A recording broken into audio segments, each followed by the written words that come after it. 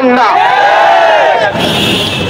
উপজাতি সন্ত্রাসীরা যারা বাংলাদেশকে নিয়ে ষড়যন্ত্র লিপ্ত আছেন এবং ভারতের যেসব দালালেরা আওয়ামী লীগের দোসরেরা আপনাদেরকে উস্কানি দিচ্ছেন, তাদের উদ্দেশ্যে বলতে চাই, আপনারা বিগত দিনে দেখেছেন শেখ হাসিনার দেশ ছেড়ে পালিয়ে যাওয়ার ইতিহাস। আপনাদেরকে সতর্ক করে বলতে চাই, আপনারা বাংলাদেশে আর কোন ষড়যন্ত্র করিয়েন না।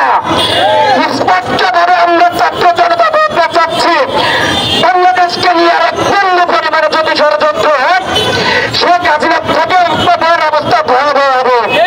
আমি আমার বক্তব্য বেশি করবো না, যেহেতু এখন অনেকে কথা বলবে। বাংলাদেশ দীর্ঘজীবী হোক, সবার কাছে প্রার্থনা করি আমার বাংলাদেশের জন্য।